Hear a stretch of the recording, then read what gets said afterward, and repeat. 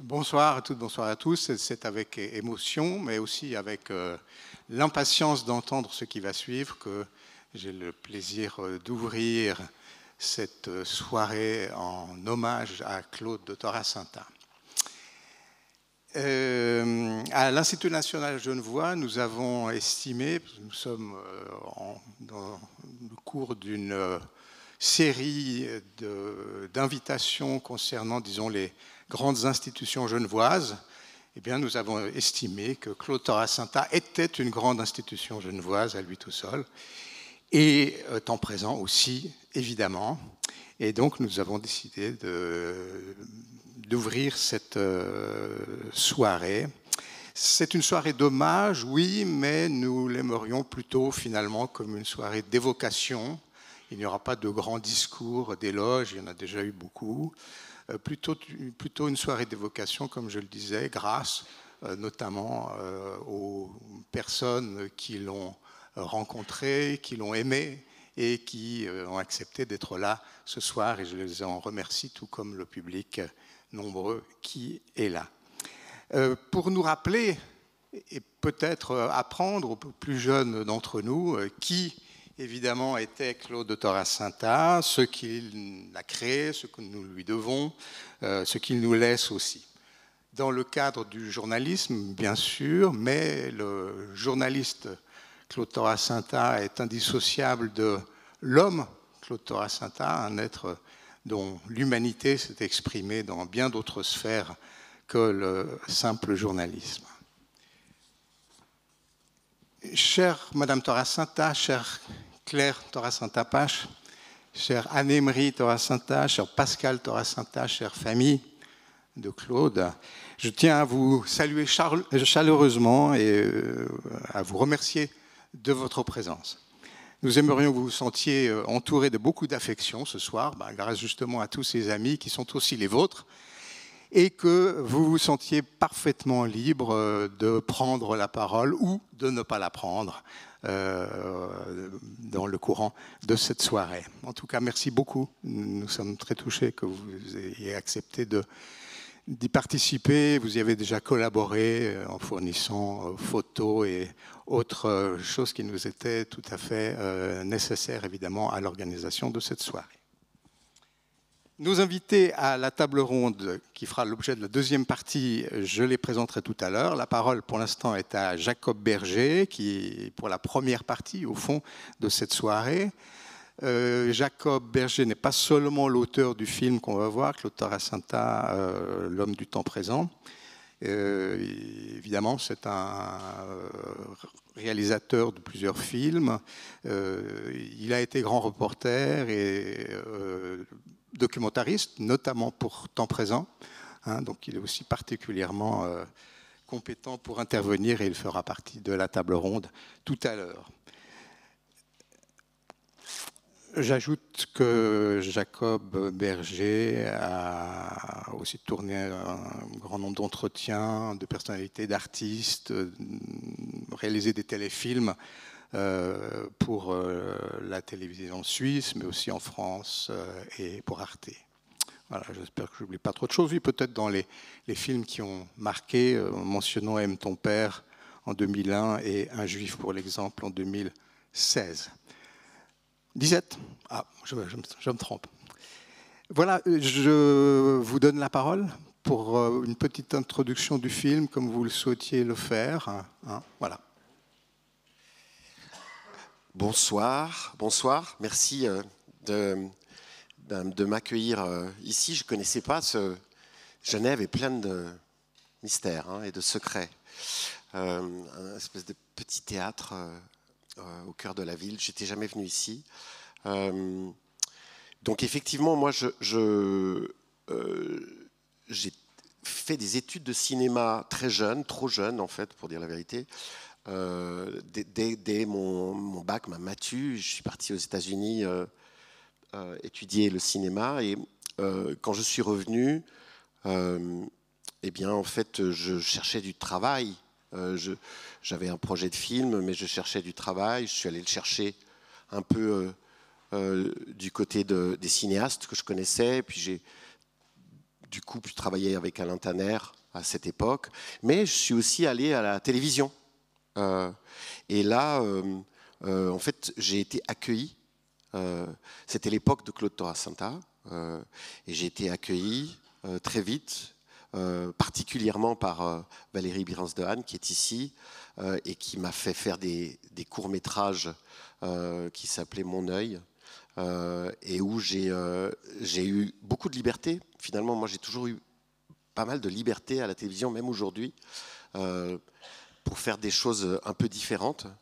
Et c'est comme ça que j'ai commencé à connaître Claude Torasanta, qui était allé au fait de sa puissance et de sa gloire.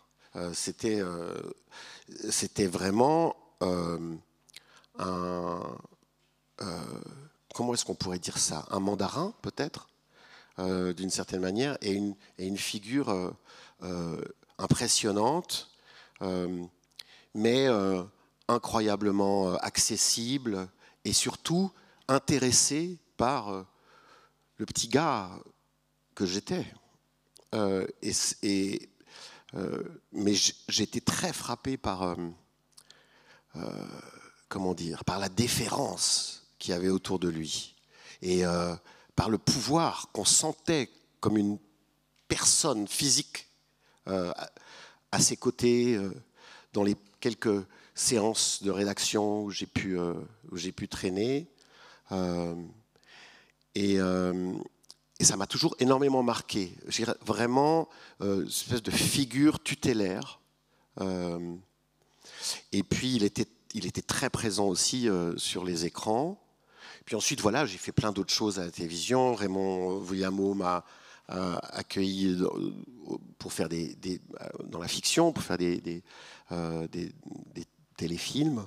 Je me suis pendant un moment éloigné du reportage, puis effectivement j'ai commencé à faire des temps présents plus ou moins à l'époque où Torasanta est parti, mais il est resté comme une espèce de figure. Aussi quand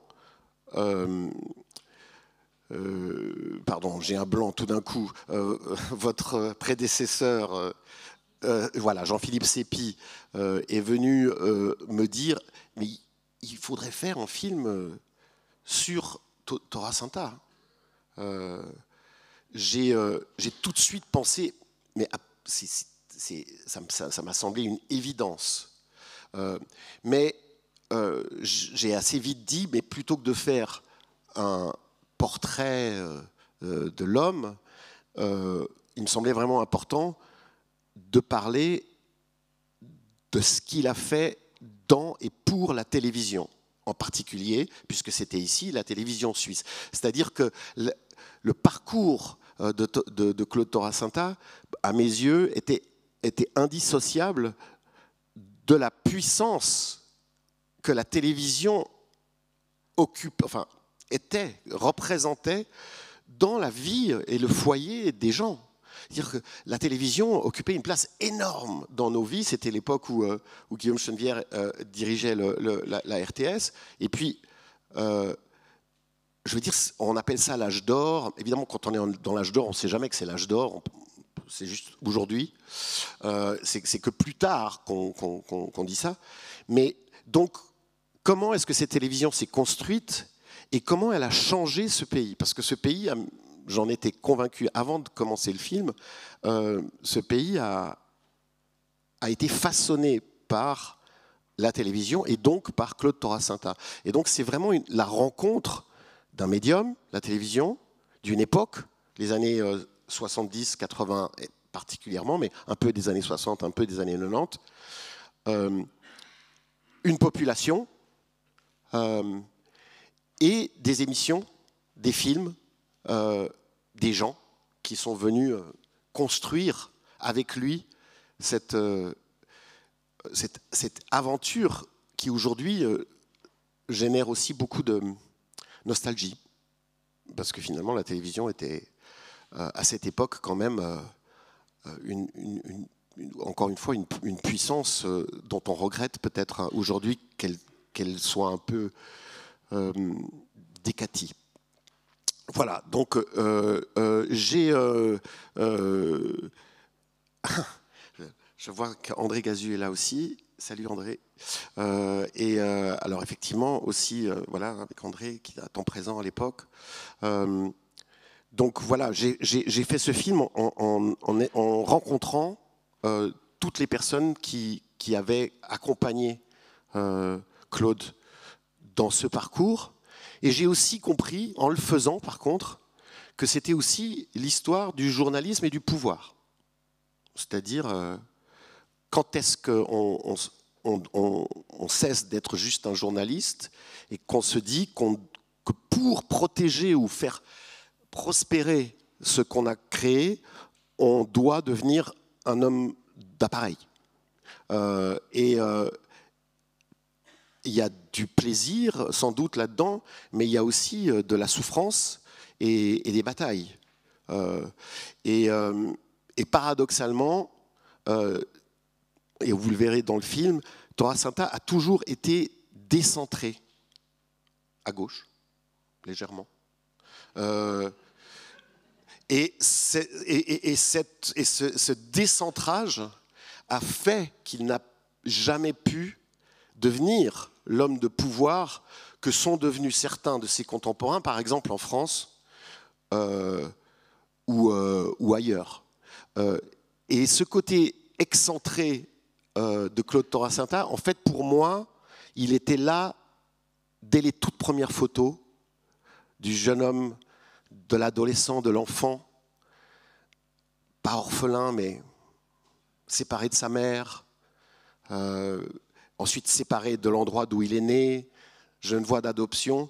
Ce côté décentré, en fait, il l'a accompagné toute sa vie. Et je trouve que c'est une des choses les plus belles de cette personne. Voilà.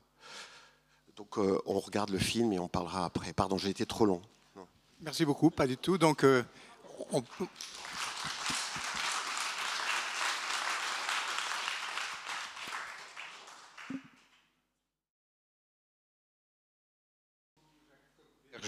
oui. Les membres de la table ronde peuvent monter tranquillement sur scène, peut-être. Voilà, 1 minute de transition pendant que le rideau se lève. Je voudrais remercier beaucoup Jacob voilà, d'être là, mais aussi de nous faire quand même cadeau de cette diffusion et remercier par la même occasion la RTS qui nous offre les droits de cette projection et qui nous a aussi fourni une version en haute définition pour que ce soit le meilleur possible sur cet écran qui évidemment vaut ce qu'il vaut. Pardon pour les salons, mais voilà, évidemment ça n'a pas été conçu pour cet écran-là. Donc on a eu la meilleure version possible et je remercie la RTS à cet égard également. Voilà, on va passer à la table ronde. Je vais vous présenter les personnes qui vont s'exprimer. Donc c'est une deuxième partie de soirée qui comprendra à la fin un débat avec le public, relativement bref, mais quand même, donc si vous avez des questions, préparez-les pour que le débat puisse s'élargir également. Voilà, on va monter.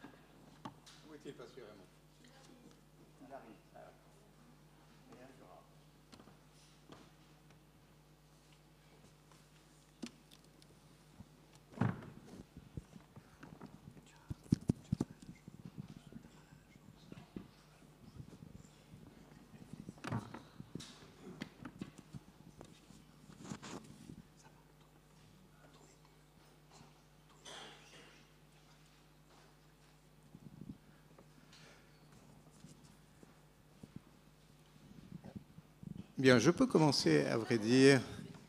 Je peux commencer, heureusement on n'est pas à la télé, par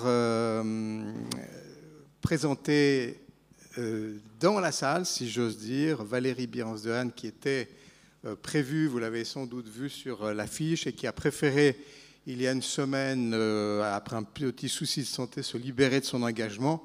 Mais Valérie Birenz-Dehaene a pu être présente, peut être présente ce soir, je ne sais pas exactement où elle est. Je la salue, je suis très content de cette excellente nouvelle de sa présence dans la salle, et elle pourra évidemment prendre la parole ensuite. Vous l'avez vu sur l'écran, elle était évidemment journaliste à la RTS, notamment pour Temps Présent, elle vous l'a dit. Et puis elle a été aussi journaliste à la Tribune de Genève, et elle a eu Claude Torasanta comme maître de stage, sauf erreur. C'est un point intéressant. Je ne présente plus Jacob Berger puisque je l'ai fait tout à l'heure. Deux mots peut-être sur Guillaume Chenevière. Comme les chats, Guillaume, tu as eu 7 ou 9 vies, je ne sais pas, mais dans le théâtre, dans l'industrie, etc., etc. Pour ce soir, on retiendra que tu as été, on l'a vu, le directeur général de la TSR. Et puis le petit changement de distribution dont je vous ai parlé tout à l'heure. Alors nous avons le plaisir d'accueillir Elisabeth Lejean, journaliste, productrice. Vous avez présenté le téléjournal aussi. Et en ce moment, vous êtes co-directrice de Temps Présent, précisément. Donc productrice et co-directrice, non? Non? Non? Ah non. Ah, il n'y a pas le mot co-directrice. Donc je vous remercie tout particulièrement d'être là et d'avoir accepté cette invitation un peu au pied levé, il faut bien le dire. Voilà. Et puis Raymond Voyamo, juste à côté de moi, ce que je vous cache un peu, voilà. Qu'on a vu également dans le film, réalisateur, grand reporter pour Temps Présent, comme Jacob l'a été aussi. Et puis vous avez été directeur, alors là vous n'allez pas récuser, je pense, le terme, directeur des programmes de la fiction en France pour la 5, des programmes nationaux et régionaux pour FR3, et finalement des programmes pour la TSR. N'est-ce pas? Voilà. Dans votre filmographie récente, réalisateur également, peut-être qu'on peut retenir en 2005, j'espère que je ne vais pas me tromper dans les dates cette fois-ci, en 2005, Les Amants de la Dent Blanche, et puis en 2009, Déchaîné, peut-être. Voilà, vous en ajouterez d'autres si vous le souhaitez. Bien, alors pour commencer cette table ronde, peut-être poser une première question. Tout le monde n'est pas toujours obligé, évidemment, de répondre à toutes les questions. De toute façon, on n'a pas un temps infini. Et puis, on va essayer de ne pas répéter, évidemment, ce qui a déjà été dit dans le beau film de Jacob Berger. Mais peut-être pour entrer en matière, et ça permet aussi de faire votre connaissance un tout petit peu. Quel est finalement votre premier regard sur Claude Torasanta ? Quelle a été peut-être la première rencontre, la première impression que vous avez eue? Est-ce qu'elle s'est vérifiée tout au long de votre fréquentation de Claude Torasanta, ou au contraire, est-ce qu'elle a été modifiée? Je ne sais pas si peut-être, Guillaume, tu veux commencer avec cette question, parce que ta première rencontre avec Claude est déjà fort ancienne, j'imagine. C'était un homme qui impressionnait dès la première rencontre, n'est-ce pas? Oui. Moi, j'ai rencontré Claude quand nous étions étudiants tous les deux. J'avais formé un journal qui s'appelait Action étudiante et auquel Claude a participé, ainsi que Renato Burgi. Et voilà. Et puis nous avons fait du théâtre ensemble. Nous avons joué une pièce de Sartre qui s'appelait Mort sans sépulture, en création française, figurez-vous, création. Et c'était les années 50, les années de plomb. Et le Sénat de l'université nous a fait couper la subvention qui nous avait été attribuée parce que c'était une honte de présenter du Sartre. C'était beaucoup trop choquant pour Genève à cette époque.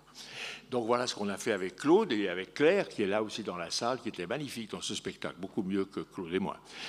Et voilà, et j'ai retrouvé Claude, figurez-vous, moi, j'ai fait un peu le même parcours que lui, mais j'ai aussi été à la Tribune de Genève, et puis pour finir, et puis à la télévision. En 58, j'étais à la télévision comme assistant réalisateur. Je crois qu'il survit. Il n'y a pas grand monde, à part Jean-Jacques Lagrange, qui survivent de l'époque 58. Je crois qu'il n'y a plus grand monde, à part moi et Jean-Jacques. Et donc, voilà. Et ensuite, j'ai changé complètement d'orientation, puis je suis revenu à la télévision. Et pendant la période où je m'occupais de théâtre, j'étais à mai 68 à Paris, et je devais aller rencontrer Roger Blin, un merveilleux metteur en scène et comédien, enfin un homme que j'aimais beaucoup, mais j'avais rendez-vous avec lui au Palais Royal, et moi je logeais dans le quartier latin. Alors il fallait traverser la Seine, et tout était bloqué, il y avait des CRS sur tous les ponts, impossible de passer. Quand même, je vais à pied pour me dire, je sais pas, il y a peut-être un trou quelque part, et je tombe sur Claude Toracinta, devant les rangées de CRS, etc. On se salue, tout ça, qu'est-ce que tu fais? Puis je lui dis, ben, tu vois, moi je suis embêté, moi j'ai rendez-vous avec Roger Blin, il faut que je traverse, je ne sais pas comment faire.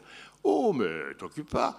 Et Claude va et discute un instant avec le chef des CRS, et hop, toute la troupe ouvre, et je passe seul à pied sur le pont, elle s'ouvre aussi de l'autre côté. Voilà l'autorité de Claude, alors qu'il n'était encore rien du tout, juste un petit correspondant de la Tribune et de la TSR. Voilà. Et donc, vous voyez toute la vie de Claude, évidemment, cette autorité, ce magnétisme qu'il avait, l'a accompagné, et c'est toujours comme ça que je l'ai connu. Voilà. Merci beaucoup. Ce sont des anecdotes qui racontent finalement beaucoup de choses déjà sur sa personnalité. Raymond, vous n'avez pas fait de théâtre avec Claude Toracinta, si Ah ben voilà. Avec Claude, en revanche, évidemment, je l'ai bien connu dès qu'il était correspondant de la Tribune de Genève et de la télévision, à Paris précisément. Et les premiers reportages que j'ai faits avec lui, c'était à Paris. Nous avons fait le portrait d'une femme, peut-être les plus anciens vont s'en souvenir, qui s'appelait Madame Grégoire, et qui était une sorte de confession. Elle utilisait la Radio Luxembourg comme un confessionnal. Et on avait fait son portrait. Et puis, c'est là que j'ai appris à connaître Claude, son intransigeance professionnelle. J'ai jamais été un ami intime de Claude, mais j'avais pour lui un immense respect, à la fois pour ses qualités professionnelles, mais aussi pour l'homme qu'il était. Et il n'a pas été, comment dire, il n'a pas été un maître pour moi, mais je l'ai toujours admiré. Merci beaucoup. Catherine Lejean, peut-être, vous l'avez évidemment connu beaucoup plus tard. Vous avez travaillé avec lui directement? Non. Alors, moi, c'est Elisabeth. Catherine, c'est ma sœur. Excusez-moi, Elisabeth Lejean. Voilà, je devais faire cette erreur, comme je connais Catherine aussi. Elle est faite, j'espère que je ne vais pas la renouveler, mes excuses. C'est pas grave. Bon, moi, en fait, il se trouve que j'ai jamais travaillé avec Claude Toracinta, puisque moi, je suis rentrée à la TSR à l'époque. Il avait déjà quitté la TSR. Mais je me suis souvenue d'une anecdote. J'étais toute jeune journaliste et je devais faire un sujet pour le journal du soir.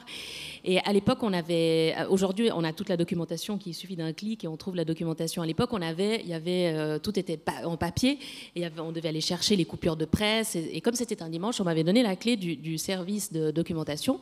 J'y vais, un peu perdue, et je tombe sur Claude Toracinta. Et alors, je ne sais pas ce qu'il y faisait, puisqu'il ne travaillait plus à la télé, mais il me dit, c'est moi je suis un des fondateurs de cette documentation. Et autant vous dire que moi, je suis de cette génération, hein, tu disais que les plus de 50 ans, moi, je suis née dans un village où nous n'avions que la TSR. Donc, Claude Toracinta, pour moi, c'était quelqu'un d'important. C'était vraiment... c'est vrai qu'il présentait un nombre d'émissions, et j'étais extrêmement impressionnée. Je me souviens de sa gentillesse et du fait qu'il m'avait un petit peu aidé à trouver mon dossier. Et puis aussi une petite anecdote, c'est que nous, on a repris la production avec François Roulette, temps présent, et on a reçu un jour un mail de Claude Toracinta, et nous félicitant pour ce qu'on faisait. Il avait relevé quelques reportages qu'on venait de diffuser, puis il nous félicitait, il nous souhaitait bonne chance. Je vous avoue que je me suis dit, c'est bizarre. quelqu'un en train de nous faire une mauvaise farce, peut-être, au vu de la personnalité que c'était. J'ai regardé l'adresse, je me suis dit, bon, peut-être. Et quelques jours après, on a appris sa mort. Et là, on a compris, j'en ai parlé aussi avec son petit-fils Valentin, qui travaille aussi à la RTS, et c'est vrai qu'on a compris qu'il a voulu nous donner un message, sans doute, et j'ai trouvé ça magnifique, parce que c'est vrai que souvent, quand même, les anciens ont un peu l'impression, parfois, que personne ne peut leur arriver à la hauteur. Alors, en l'occurrence, lui, on pourrait croire que oui. Mais j'ai trouvé ça très classe, et vraiment, et ça montrait aussi, je pense, l'importance de temps présent pour lui. Le fait qu'avant sa mort, il ait voulu nous faire un petit signe comme ça, j'ai trouvé ça magnifique et très touchant pour nous, en tout cas. Merci beaucoup, Jacob. Quand vous l'avez rencontré tout de suite sur Temps Présent comme grand reporter, ou avant, vous en avez touché 2 mots tout à l'heure, mais... Non, mais comme le disait Valérie, on n'accédait pas à Temps Présent du premier coup. Moi, je suis arrivé ils ont été rapides à quand même me proposer. Enfin, c'était André Gazu et Tora Santa qui étaient venus me chercher. Mais entre-temps, j'avais fait des Mon Œil, qui était une espèce de plage de liberté. Mais par rapport à l'importance de Tora Santa, puis puisque nous sommes dans les anecdotes, alors effectivement, c'était ce contraste extraordinaire entre notre génération, ceux qui l'ont vu à la télévision, et ceux qui sont arrivés parfois juste quelques semaines après, parce que la télévision, c'est ça. Hein, on joue un rôle immense, et puis ensuite, on n'est plus là. Et contrairement à la littérature, ou même au théâtre, et certainement au cinéma, où il y a une espèce d'histoire qui perdure, en télévision, ce n'est pas tellement le cas. Et donc, quand je préparais cette émission, j'ai fait une interview avec une journaliste de la radio, très bonne journaliste, je crois que c'était sur Depardieu, puisque j'ai travaillé avec lui. Et puis à la fin de l'interview, elle me dit « Alors qu'est-ce que tu fais à la télévision ?» Parce que j'y étais. Je dis je prépare un documentaire sur Tora Santa. À noter d'ailleurs aussi que en fait, le film que vous avez vu, c'est une demi-heure, mais il y a un vrai documentaire de plus d'1 heure sur le même thème. Et puis, alors, elle me dit « Ah, oui, c'est intéressant, ça, c'est bien. » Mais puis elle me regarde un peu bizarrement, mais elle me dit « Mais quelle période au Conseil d'État c'est quelle période qui t'intéresse exactement ?» Et moi, je la regarde et je fais « Hein ?» Et pour elle, il n'y avait qu'une seule Tora Santa. Hein. C'était pas la même. Elle est peut-être là ce soir, je ne sais pas. Mais en tout cas, ça montre, parce que c'est une journaliste, une vraie professionnelle. Et elle n'avait pas la moindre idée de qui je parlais. Donc voilà, c'est assez étonnant quand même, comment dire, l'histoire existe pour les uns et pas pour les autres. Et la télévision a cela de particulier qu'elle est un peu dénuée d'histoire. Il y a les archives, c'est formidable, mais c'est un tout petit peu le grenier quand même. Bon, c'est peut-être un autre débat. Je comprends que Guillaume, évidemment, s'élève un peu la contre, mais les archives sont là, effectivement, heureusement. Peut-être que je lance tout de suite une deuxième question, moins anecdotique, quoique ces anecdotes, encore une fois, soient très éclairantes, peut-être un peu plus intellectuelles. Je me demandais, y a-t-il une méthode Tora Santa, ou une démarche peut-être, parce que la méthode, ça paraîtrait, il n'y a certainement pas une systématique, mais disons, y a-t-il une démarche Tora Santa qu'on pourrait tenter de définir? C'est peut-être une question plus difficile, évidemment. Elle ne me demande pas d'aller puiser dans vos souvenirs, mais peut-être justement, et peut-être, on pourrait le dire comme ça, s'il vous a félicité, c'est sans doute qu'il a reconnu quelque chose qui correspondait aux démarches qu'il préconise. Mais alors, moi, la première fois que j'ai vu le film de Jacob, je me suis vraiment dit, mais en fait, toutes les bonnes recettes, elles y étaient. Faut quand même, Temps Présent a été fondé en 1969. C'est assez vertigineux de penser que cette émission a duré autant. Et c'est vrai que les bonnes recettes, elles sont incroyables. Ces archives où les homosexuels, pour la première fois, osent parler. osent s'exprimer. Et ça, essayer d'aller chercher le réel, essayer d'aller capturer, rentrer dans l'intimité des gens, c'est quelque chose qui est extrêmement difficile à faire. Et c'est quelque chose qu'encore aujourd'hui, on essaie de faire. Et je trouve qu'il y a tellement de choses qui sont très contemporaines quand on revoit ces anciens temps présents. Il avait aussi, enfin, on le sent aussi dans ton film, l'envie aussi de faire évoluer les choses. D'abord, nous on dit souvent il faut qu'on fasse un journalisme d'impact. Il faut que ça, voilà, que ça porte, que ça change quelque chose, qu'on étonne, qu'on surprenne, qu'on révèle. Sinon, enfin voilà, on va pas faire 45 minutes sur un sujet où finalement les gens n'apprennent rien. Et ça, je pense que c'est un héritage de cette génération-là. Et je trouve que dans le fond, même si le monde a énormément changé quand même, le contexte a énormément changé pour la presse, je pense qu'il y a énormément de Claude Torasanta, de ce que je vois dans le film, qui est encore aujourd'hui d'actualité, qui sont pour nous de magnifiques leçons, en fait. Les bonnes recettes y étaient. Alors, moi, je pense qu'il y avait quelque chose de particulier chez lui, qui était que, évidemment, il était extrêmement préoccupé, comme l'a dit Raymond, d'équilibre et de ce qu'on pourrait appeler une forme d'objectivité qui, comme tout le monde le sait, n'existe pas vraiment. En fait, on est toujours à la recherche de l'objectivité. Elle n'est pas là, il faut la trouver, c'est un travail permanent. Mais je pense que ce qui donnait naissance à chaque sujet, c'était un point de vue. Et je dirais même plus un point de vue moral. Alors, la morale politique, la morale économique, la morale humaniste. Mais on le voit dans les quelques extraits qu'il y a dans le film, il y a d'abord une perspective morale. Dans la version longue du film, on le voit par exemple parler de la guerre du Biafra. La guerre du Biafra, qui a lieu en 1970, assez vite après la création de Temps Présent, c'est c'est à peu près, à beaucoup plus petite échelle, mais quand même, c'est un peu Gaza aujourd'hui, quoi.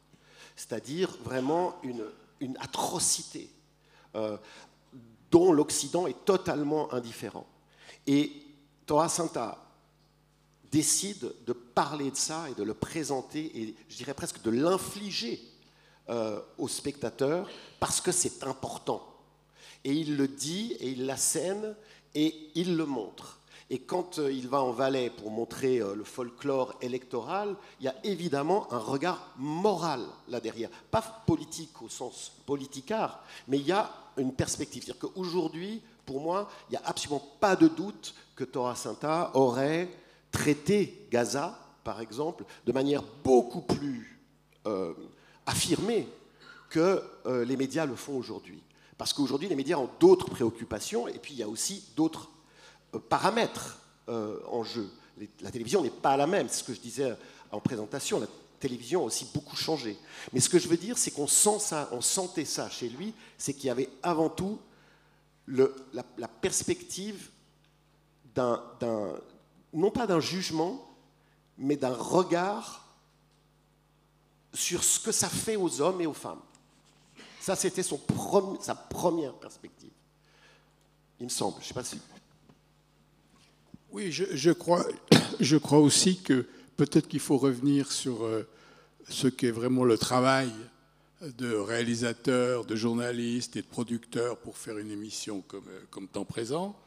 Et il y avait besoin aussi d'appui venant d'autres pays. Et par exemple, Claude Torasanta a beaucoup fait pour que nous puissions collaborer avec 5 colonnes à la une, qui était l'émission phare d'information de la télévision française, avec les télévisions belges, avec les télévisions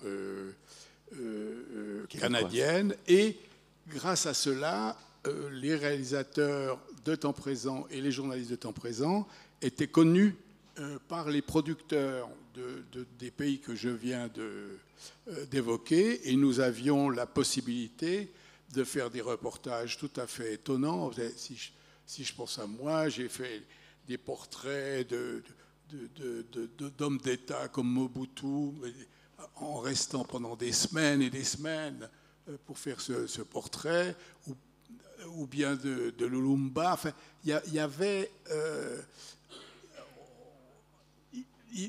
Torasanta nous faisait confiance. À partir du moment où on travaillait pour lui, s'il était satisfait de notre travail précédent, le suivant, alors il disait, écoute Raymond, de temps en temps, il faut que tu fasses un... Il me disait deux choses. Il me disait, maintenant, il faut que tu fasses quelque chose en Suisse, hein, parce que ça suffit de voyager tout le temps. Tu fais un reportage en Suisse. Puis ensuite, il me disait, est-ce que tu pourrais me rendre un service, prendre avec toi tel ou tel journaliste que j'ai de la peine à planifier, parce qu'ils ont un mauvais caractère ou je ne sais quoi, mais qui étaient des bons journalistes, mais de temps en temps, il faut avoir un bon caractère pour être dans une équipe. Et je dis, bon, d'accord, je les prenais, et de temps en temps, c'était un peu difficile. Mais si vous voulez, il y avait avec Claude, même si je vous le répète, je n'étais pas un ami intime, il y avait un accord profond sur ce qu'on pouvait faire à la télévision, avec les moyens qu'on avait et avec la possibilité qu'on avait de travailler avec nos collègues étrangers, beaucoup grâce à lui. Oui, alors je voudrais un tout petit peu corriger ce que tu dis, parce que la collaboration avec les télévisions étrangères, c'était déjà une caractéristique de la télévision suisse romande avant Torasanta. Continent sans visa était une émission, on l'appelait du reste l'équipe, les 5 colonels, hein, Goretta, Lagrange, qu'est-ce qu'il y avait encore, Bardet, Dizeran, quoi d'autre, Beauvais, je crois, voilà, les 5 colonels. Et donc, ils étaient 5 colonels parce qu'ils passaient tout le temps dans sa colonne à la une, et d'autant plus qu'à cette époque-là, personne ne recevait la télévision française, donc ça ne nous faisait aucune concurrence, et donc il y avait un rapport. Donc, ce côté d'être respecté par nos collègues étrangers, il existait déjà, et parce que la télévision romande a une caractéristique que toutes les autres n'ont pas, nous sommes une télévision qui a été fondée par des réalisateurs. Hein. Moi, je suis allé en 58, je l'ai raconté tout à l'heure, Goretta, Lagrange, ben voilà, des gens qui étaient des hommes d'image, des hommes... Voilà. Et donc, quand on regarde maintenant les sujets de Continent sans visa, il y a des choses absolument merveilleuses. Il y a le film de Gazu qui a eu l'Emmy Award, oui, il est Gazu, mais je crois qu'il est dans la salle, des choses comme ça, formidables. Qu'est-ce qu'a apporté Torasanta de neuf en arrivant en 69, prenant temps présent? Il a apporté deux choses très importantes. D'abord, que ce n'était pas une émission de réalisateur, c'est un couple réalisateur et journaliste. Voilà. Deuxièmement, que c'était une émission qui obéissait à la morale, tu diras toi, mais disons à une éthique, enfin plus généralement, de la production. C'était le rôle du producteur. Ça, c'était une chose qu'on ne connaissait pas avant lui. Le producteur qui va définir qu'est-ce qu'on fait dans les émissions, pour comment on les agence, qu'est-ce qu'on dit, qu'est-ce qu'on fait, et tout ça dans le but, ça c'était très bien expliqué dans ton documentaire, c'est pas la peine de le redire, dans le but d'accompagner les gens dans cette période de changement extraordinaire qu'étaient les années 60. Et donc, tout d'un coup, encore une fois, moi j'ai vécu les années de plomb, les 1950, affreux, on ne pouvait pas bouger, rien. Les années 60, tout s'est déglingué dans la société, si on pourrait dire, dans un bon sens, hein, ça s'est ouvert. Et donc, les gens étaient complètement déstabilisés. Et, temps présent, a admirablement su saisir ce zeitgeist, hein, et l'accompagner, et le faire vivre, et le donner. Et ça, c'était formidable. Et donc, Valérie dit dans le film que c'était un peu terrifiant de voir arriver l'équipe des producteurs au moment où il faut montrer l'ours du film. Mais c'est pas seulement ça, c'est que ces gens-là veillaient à la ligne véritablement. Et cette ligne qui faisait que semaine après semaine et après semaine, incarnée en plus par Claude avec ce magnétisme qu'il avait, c'était évidemment quelque chose d'absolument extraordinaire et neuf, je dois dire, vraiment.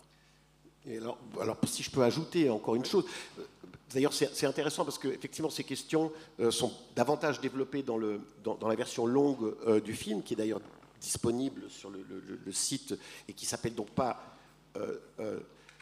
L'homme du temps présent, mais qui s'appelle Géant du petit écran. Claude Torasanta, le géant du petit écran. Ces questions sont abordées, et je crois qu'il y a une autre chose qui vient de ce que vient de dire Guillaume, c'est que cette télévision est née des réalisateurs. Et tous les réalisateurs de la nouvelle vague suisse, du groupe 5, ont travaillé à la télévision. Et donc, il y avait... comment dire, l'important, les mots étaient importants, mais les images avaient une espèce de primauté. Il y avait quelque chose, on pourrait dire, il y avait une espèce d'attente que quand on revenait d'un reportage, ce qu'on ramenait, c'était des images. Et Dieu sait que dans le reportage sur Mobutu, les images sont folles, et que même avant temps présent, quand Gazzu va filmer pratiquement en direct l'assassinat de Bobby Kennedy, c'est les images qui parlent. Et ça a continué sous Tora Santa, c'est-à-dire qu'en fait, chaque film était un peu quand même une création. Je dirais que chaque film, c'était un reportage, mais en fait, c'était un documentaire de création pour la télévision. Et donc, la barre était vachement haute, quoi. Je ne dis pas que les autres étaient en dessous, mais quand même que chaque film devait... Alors, évidemment, il y a du déchet. On a sorti ce qu'il y avait de meilleur dans ces archives. Mais quand même, il y avait cette exigence qui était là tout le temps, cette exigence que l'image parle. Merci beaucoup. Ça tend la perche à une petite question que je voulais ajouter dans ce même chapitre de la méthode ou de la démarche de Tora Santa, qui tenait justement à la forme. Là, on a plus parlé peut-être du fond, les sujets, etc., etc. Quand les numéros de Temps Présent et d'autres que j'ai pu voir m'ont frappé aussi beaucoup pour les questions de montage, de dialectique aussi entre l'image et la voix off. Et on peut avoir le sentiment que ce sont des films de cinéastes, justement, c'est un peu ce que vous disiez tout à l'heure. Est-ce qu'il y aurait quelque chose à dire là-dessus, sur quand même une spécificité dans la démarche cinématographique, pourrait-on dire, qu'a, non pas inventé évidemment, mais enfin qu'a encouragé Tora Santa? Oui, je crois qu'on peut le dire, c'est que Tora Santa était un journaliste, avant tout, mais précisément, il connaissait la valeur de la qualité de la réalisation, de l'image, du montage, de raconter une histoire. Et il laissait les réalisateurs, comme André Gazzu qui est là, comme moi, comme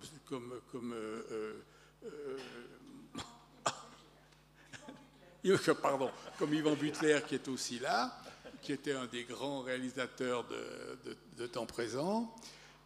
Il nous laissait, il comptait sur nous pour qu'on ne raconte pas une histoire seulement journalistique, mais qu'on fasse des films qui étaient des documentaires qui auraient pu passer au cinéma. Et lui qui était un journaliste dur et exigeant, il attendait de nous qu'on apporte en tant que réalisateur un plus à l'enquête pour séduire le public, mais dans le bon sens du terme. Ouais. Mais ça, c'est quand même un héritage de continent. Hein. C'est une caractéristique de la TSR. Oui, c'est vrai que c'est un héritage. Les sujets de continent sont visés, sont souvent magnifiques, sont des sujets d'image. Et ça, Claude l'a hérité, mais il y a ajouté cette espèce de ligne éditoriale. Voilà. Bon, écoutez, on ne va pas continuer. J'ai le sentiment, avec un vrai, j'ose le mot, un amour pour l'art. Et donc, cet amour pour l'art, en fait, il le mettait en pratique dans un médium aussi démocratique et finalement pas forcément artistique qu'est la télévision. Ouais. Il y avait vraiment, on sentait ça, c'était un côté presque un peu homme du 19e siècle dans ce sens-là. Mais ça, c'est aussi une chose qui était dans la culture de la télévision. Il faut se rappeler que jusqu'au début des années 80, c'est l'arrivée du téléjournal qui a vraiment cassé ça. À l'époque, c'était quand même un peu une sorte d'idée. L'idée du programme, c'est une espèce d'arbre de Noël. La grille des programmes, c'est un arbre de Noël où on met les productions des uns et des autres, les belles choses qu'on a faites, etc. Il y avait ce côté du bel artisanat qui régnait. L'arrivée du téléjournal, évidemment, a malheureusement un peu bousculé tout ça. Tout d'un coup, on a vu une production du type industriel. Ça, ce n'était pas du tout la morale de la télévision.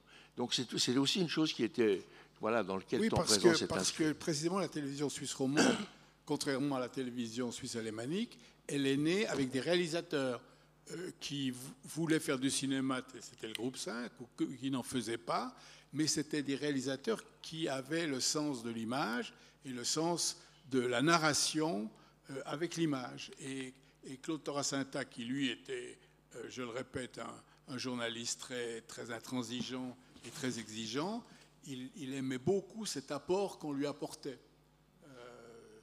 Et je crois que c'est pour ça que Temps Présent, et d'ailleurs Temps Présent continue aujourd'hui encore, je crois, à avoir parfois des équipes à 4. Oui. Parce que l'une des choses importantes, c'est que Toracinta a toujours voulu qu'il y ait des équipes à 4, c'est-à-dire un réalisateur, un journaliste, un caméraman et un preneur de son. Alors que beaucoup de nos collègues étrangers, il y avait soit un réalisateur pour des sujets d'image, soit un journaliste, mais il était rare d'avoir, comme chez nous, des équipes dont l'apport de l'un à l'autre était très important et faisait la qualité des émissions. Oui, aujourd'hui encore, on a ce couple réalisateur-journaliste, hein, ça perdure. Alors, je ne vous cache pas quand même qu'avec les mesures d'économie, on en a moins. Parfois, le réalisateur travaille tout seul, parfois le journaliste travaille tout seul, mais on a encore une bonne partie de nos temps présents qui sont faits à 4. Moi, demain, je pars en tournage, on sera 4. Je pars avec un réalisateur, Cédric Louis. Et puis, j'aimerais dire un peu sur en fait, comment on raconte l'histoire. L'importance de la forme et de la narration, c'est quelque chose qui revient énormément et actuellement, on travaille beaucoup là-dessus parce que nos concurrents aujourd'hui, c'est aussi les plateformes Netflix et le récit, comment on raconte l'histoire, c'est devenu très important et nous, on est très attentifs à ça et d'autant plus, je pense, aujourd'hui, pour continuer à exister aussi, on doit réfléchir à ça et le fait qu'on ait des réalisateurs nous aide énormément et ça c'est aussi un héritage qu'on a conservé parce que nous on doit faire évoluer Temps Présent. Il y avait les bonnes recettes de Temps Présent, mais Temps Présent, si on veut que ça continue à exister, on doit le faire évoluer avec son temps et pour aller aussi chercher un public un peu plus jeune. Et donc on travaille beaucoup sur les narrations. Comment est-ce qu'on va raconter l'histoire pour qu'on soit regardé, puis pour qu'on soit aussi regardé par un jeune public. Donc ça, je pense qu'il... J'aimerais bien discuter de ça avec lui, mais... Je vais vous laisser la parole sur un point encore avant de passer la parole au public. On a parlé de l'héritage, on voit tout ce qui perdure, ça paraît assez clair. Est-ce qu'il y a quelque chose qu'on a complètement perdu, qu'on ne peut plus faire du tout, comme l'aurait fait Claude Toracinta ? Honnêtement, je suis pas sûre, parce que bon, c'est clair que nous aujourd'hui, on a beaucoup de communicants qui nous mettent des bâtons dans les roues. Ça, je pense que ça a quand même passablement. Enfin, il y avait moins de communicants à l'époque. Je pense qu'il y avait une accessibilité quand même aux dirigeants et aux chefs d'entreprise qui était quand même sans doute plus simple. Au-delà de ça, on voit aussi à quel point c'était difficile, à quel point il était critiqué, il était taxé de gauchiste. On va pas vous cacher que nous aussi, on est souvent un petit peu taxé de gauchiste. Donc je pense que quelque part, je suis pas peut-être la bonne personne pour peut-être toi qui l'as connu. Moi, oui, je dirais très certainement, il y a une chose. Alors encore une fois, on le voit davantage dans la version longue. C'est la poésie. C'est-à-dire que quand Pierre-Pascal Rossi est journaliste et fait un film sur les femmes et le féminisme des années 70, son commentaire ressemble parfois à du Rimbaud, quoi. C'est vraiment, ou à du Duras. Je veux dire, c'est une voix. Ça, c'est vraiment quelque chose de nouveau. Et je veux dire, c'est quelque chose qu'on essaye encore de faire. Enfin, moi, j'ai essayé. J'ai fait un reportage, alors pour le coup tout seul, sans journaliste, en Afghanistan pendant la guerre civile, avant les talibans, quand tous les Russes étaient partis et que les Moudjahidines se battaient entre eux. Et ça s'appelait Les Renards de Kaboul. Et je l'ai fait sous une forme de journal intime, avec une voix personnelle qui prenait parfois des accents un peu poétiques. Et ça... Peut-être que ça existe encore, mais alors plutôt clandestinement, quoi. Non, alors moi, si c'est bien fait, j'achète. Bon, formidable. Non, je pense qu'au contraire, le but est aussi de varier les registres et qu'on ait un point de vue et qu'il y ait une forme particulière. Je pense qu'au contraire, nous, on ne veut surtout pas avoir des reportages qui soient tous formatés. Ce serait la mort. Donc, non, alors, si on a... Mais alors, bon, pour imiter Rimbaud, il faut quand même... voilà. Non, je vous interromps sur la poésie 19e. Pour donner la parole au public, vous allez pouvoir sans doute encore répondre à des questions qui seront posées de la salle. Je vous demanderai d'être bref, évidemment, mais pour qu'on puisse quand même donner la parole à plusieurs personnes, des micros vont passer dans la salle.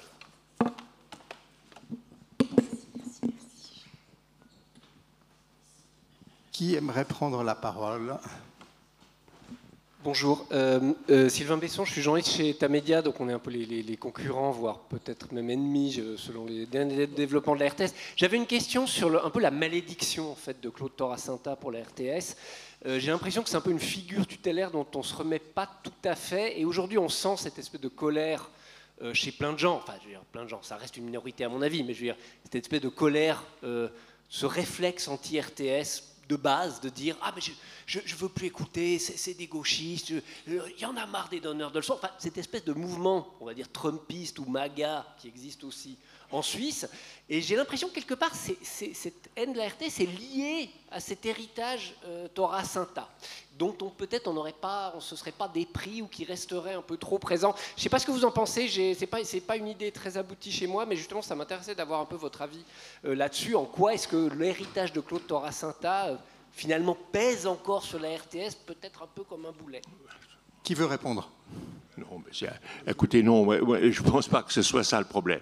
Je crois que le service public, de manière générale, est attaqué aujourd'hui par les milieux quand même de droite. Moi, j'ai été très surpris de lire dans Le Temps, la semaine dernière encore, une critique disant qu'on fait des multitudes de reportages tendancieux, des choses de ce genre, que la pièce tombe toujours du mauvais côté. Enfin, c'est des choses comme on disait du temps de Torasanta. Ça n'a pas changé. C'est une chose qui est... Et ça se dit également des services publics dans d'autres pays, pas seulement en Suisse. Il y a actuellement un mouvement. La société est plus divisée, plus profondément divisée aujourd'hui qu'elle ne l'était à l'époque de temps présent. Et là-dessus, c'est très difficile, parce que donner un équilibre sur les sujets qui fâchent, la migration, c'est très très difficile. Oui, je voudrais ajouter une chose, c'est que là où je ne vous donne pas complètement tort, c'est que on a parlé, et c'est d'ailleurs aussi dans le film long, on a parlé de la télévision d'instituteurs. Et c'est vrai qu'il ne faut pas oublier que quand Temps présent et les autres émissions arrivent en Suisse, on est un peu une nation de ploucs. Je veux dire, on sait rien du monde. On ne sait rien de notre propre société. On ne sait rien de l'Afrique, on ne sait rien de l'Amérique, on ne sait rien, quoi. Et donc, il y a beaucoup de journalistes qui arrivent et puis qui expliquent aux gens quand même. Et donc, il y a ce côté un peu... évidemment, les gens lisent les journaux. Il y a une classe, évidemment, aisée, une classe bourgeoise qui est très éduquée. Mais le grand public... donc, il y a une révolte contre le prof. Ça, je l'entends bien. Mais ce n'est pas une question de gauchiste, je ne crois pas. Je ne crois pas que ce soit une question de gauchiste. C'est juste une question que la télévision, ben oui, elle vous apprend des choses. Ah oui. Et donc, ça énerve. Oui, mais ça, je ne suis pas sûr qu'il faut voir la chose aussi. Moi, je ne crois pas du tout. Je crois que Temps présent a été, pour beaucoup de gens, dans les années 70, un accompagnement. C'est une émission qui a été énormément aimée, à part des milieux que ça énervait, parce que voilà, l'objectivité, ça n'est pas toujours souhaité par tout le monde, c'est toujours le cas aujourd'hui. Mais je pense qu'aujourd'hui, il faut se rappeler quand même ça. D'abord, Temps présent, c'est une banalité de le dire, mais on ne l'a pas dit encore, alors on peut le redire, c'est l'émission qui a la plus longue durée de toute l'Europe, avec Panorama de la BBC. Hein. Donc c'est un héritage extraordinaire. Et puis, d'autre part, il y a le fait que, Temps présent a été, pour nos camarades francophones, de toutes les télévisions canadiennes, belges et françaises, ça a été un modèle. La toute petite Suisse était considérée comme le modèle de ce que c'est que le service public. Tout le monde voulait nous imiter. Temps présent, c'était le standard, ce que tout le monde voudrait faire, vous voyez. Donc ça a laissé des traces. Et puis, bien sûr, alors ça énerve encore maintenant, justement, dans l'article dont je faisais allusion, il disait « Ah, il y en a assez de dire que le journaliste de service public est supérieur aux autres journalistes, etc. » Ce n'est pas une question de supériorité, c'est une question d'avoir un rôle à remplir dans la société qui est capital. Gauchet vient de publier, Marcel Gauchet, un livre qui s'appelle « Le nœud de la démocratie », dans lequel il est très inquiet pour le futur de la démocratie, et dans lequel il dit il faudrait arriver à ce que l'on soit capable de donner aux gens les données des problèmes séparés des solutions pour les résoudre.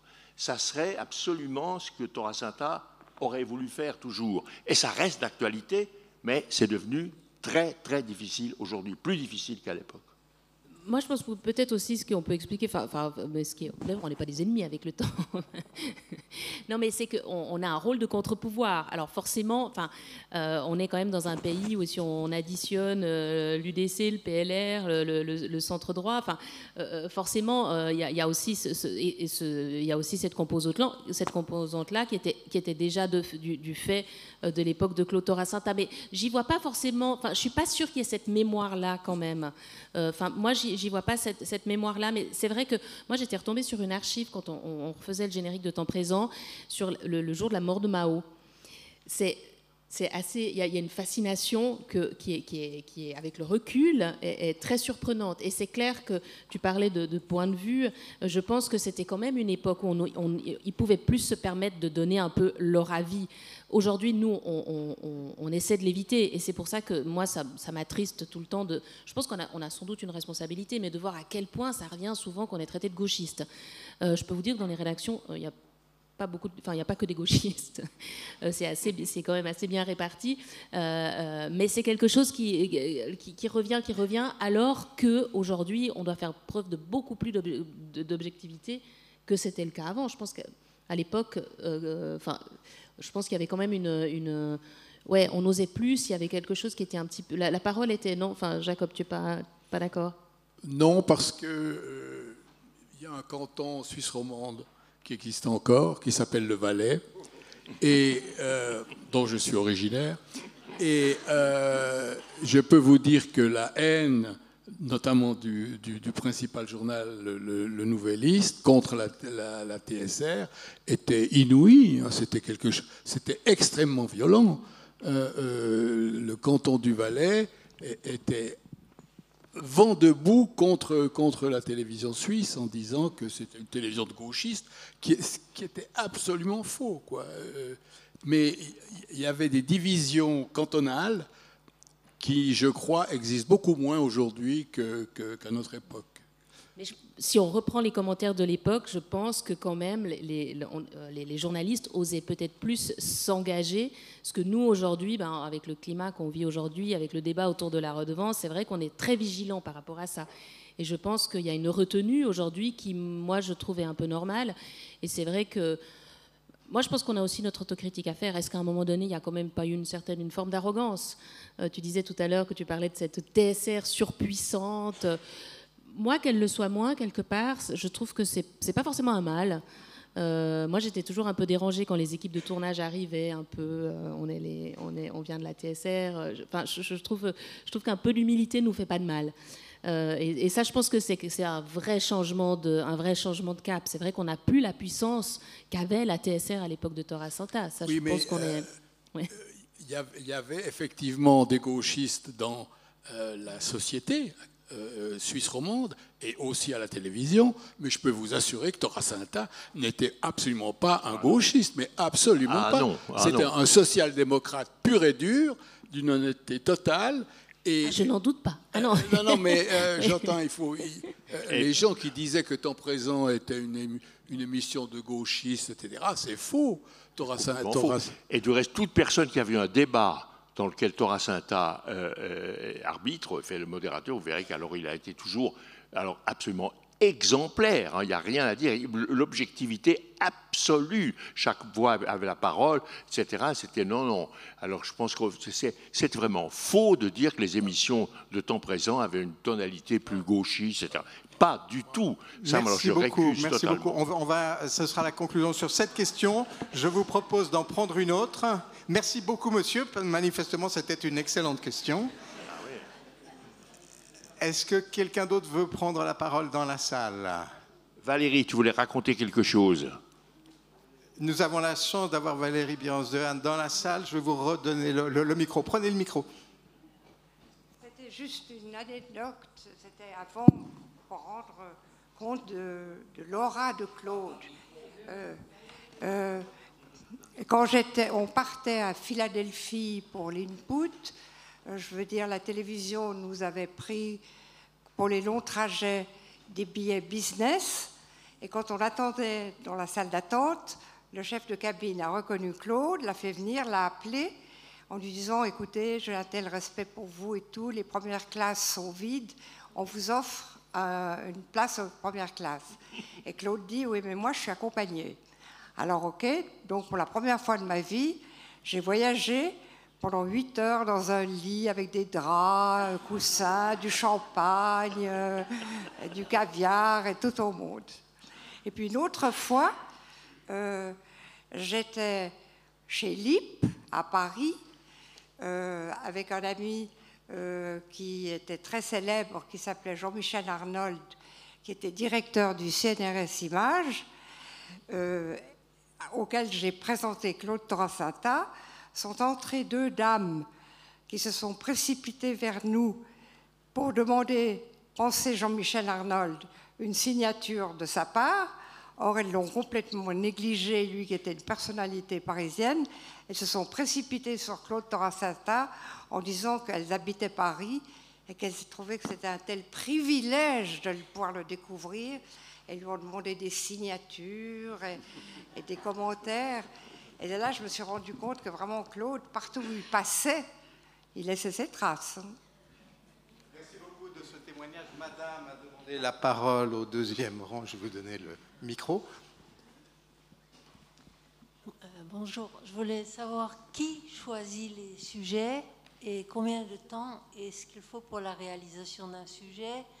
On remarque de nos jours qu'en fait, il y a correspondance entre toutes les télévisions, qu'on regarde CNN ou la BBC ou TSR ou la télévision alémanique française, etc. Ils disent à peu près tous la même chose.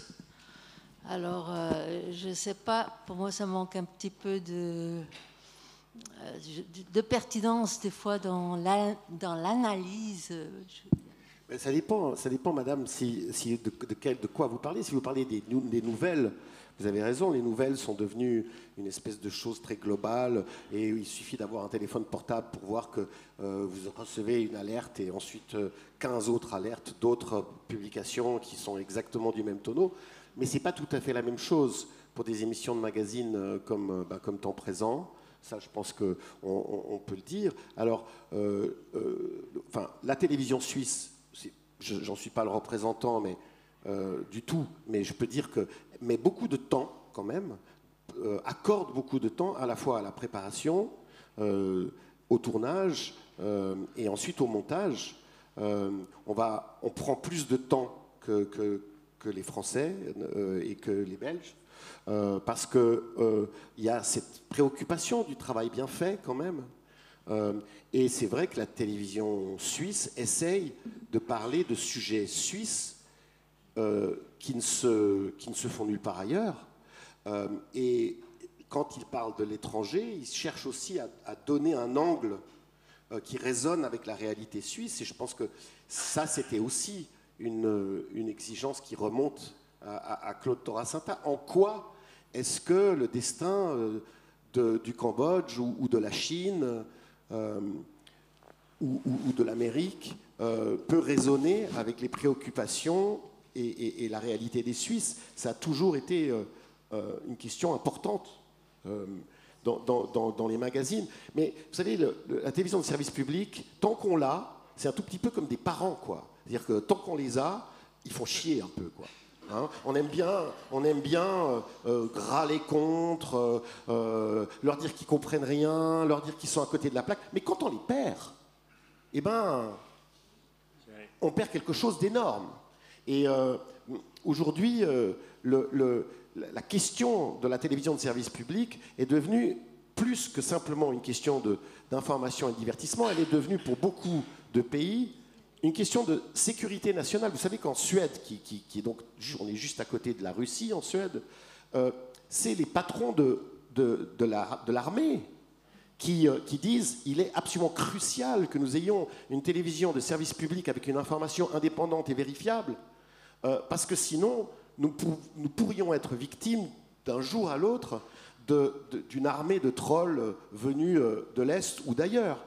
Donc, il ne faut pas oublier que c'est quand même un pilier, comme le disait Elisabeth, c'est un contre-pouvoir, mais c'est un pilier de la démocratie, un pilier absolument indispensable. Et ça, Torasanta le savait et le répétait jusqu'à sa mort. C'est un pilier qu'il faut défendre et que nous devons défendre tels des gardes intransigeants et passionnés.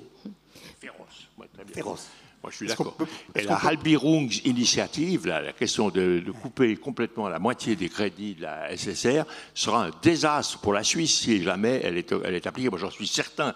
Et c'est vrai que si on devait entrer dans une zone de conflit véritable, Troisième Guerre mondiale, malheureusement, pourquoi pas, hélas, eh bien, à ce moment-là, il faut s'attendre à une avalanche de désinformation partout, sur tous les coins. Et là, il faudra bien que les gens aient un repère, quelque chose en quoi ils peuvent se fier. Donc, voilà. Mais c'est pour ça aussi que nous, c'est important qu'on marque notre différence, hein, puisqu'on est sur l'héritage de Torasanta. Moi, j'aimais bien, dans le reportage aussi, on dit il ne suffit pas d'aller voir au bout du monde, il faut aussi aller voir au bout de la rue. Et en fait, nous, aujourd'hui, c'est très important qu'on puisse marquer notre différence. On raconte les histoires des romans pour les romans, parce que personne d'autre va le faire. Ce n'est pas sur TF1, ce n'est pas sur Netflix que vous allez le trouver. C'est nous qui allons pouvoir vous le raconter. Et ça, c'est vraiment fondamental pour nous, et c'est ce qu'on essaie de défendre. On est là pour aller au-delà pour raconter pour raconter la réalité de ce qui se passe en Suisse romande, pour aller essayer de révéler certains scandales. Là, on vient de faire une enquête autour de la Migros où on a montré qu'en fait, la Migros n'était plus un employeur un employeur aussi sans reproche tel qu'il a pu l'être. On a révélé aussi que dans les hôpitaux, il y avait un problème de harcèlement sexuel. Le CHUV, les HUG ont changé quand même leur politique au niveau des RH. Ça, il n'y a que nous qui allons pouvoir le faire. Alors bien sûr, les TV locales aussi, Sylvain Besson est parti, mais la presse écrite aussi. Hein. Mais c'est important qu'on défende ce journalisme suisse et ce journalisme roman. Et ça, de ce que... Je ne l'ai pas connu, mais de ce que j'entends, c'était vraiment aussi important pour Claude Torasanta. Je crois que nous allons devoir clore cette soirée, mais j'ai encore 2-3 choses à vous dire. D'abord, vous rappelez effectivement que les 2 films de Jacob Berger sont disponibles sur le site de la RTS, que cette soirée aussi, sans le film, mais il suffit à ce moment-là d'aller sur le lien de la RTS, est aussi disponible sur le site de l'Institut national de Genevois, comme toutes les soirées d'ailleurs. Vous recommandez aussi, peut-être, entre autres choses, la lecture du livre paru chez Zoé, les éditions Zoé en 98, intitulé Chroniques du temps présent, où Claude Torasanta réunit 60 chroniques de la Tribune de Genève, écrites entre 92 et 98. On n'a pas parlé du journaliste de la presse écrite, c'est dommage, parce qu'il y aurait peut-être des choses à dire de ce point de vue-là. Vous voyez que manifestement on pourrait y passer la nuit et que voilà, on va, ma foi, s'interrompre de manière un peu abrupte, sauf à prolonger la discussion autour du verre que l'Institut vous offre à la sortie. Je voudrais remercier tout le monde, Raymond Vouillamo, Elisabeth Lejean, Jacob Berger, Guillaume Chenevière, la famille, les invités, le public, et puis évidemment un merci tout particulier à Claude Torasanta lui-même, à qui j'aimerais donner la parole pour conclure justement à propos de ces chroniques réunies dans le livre des éditions Zoé. Il disait la chose suivante, je le cite, il disait « J'aimerais exprimer, ou j'ai voulu dans ces chroniques, exprimer une sensibilité en toute liberté, dire tout haut ce que je crois être juste, refuser le conformisme de la pensée et jeter sur la réalité un regard lucide, teinté de ce fond de moralisme qu'on me reproche parfois, disait-il. Alors vous voyez, sensibilité, liberté, justice, lucidité, et puis regard critique et autocritique, ben finalement, dans cette simple phrase, tout Claude Torasanta me semble condensé. Merci Claude Torasanta.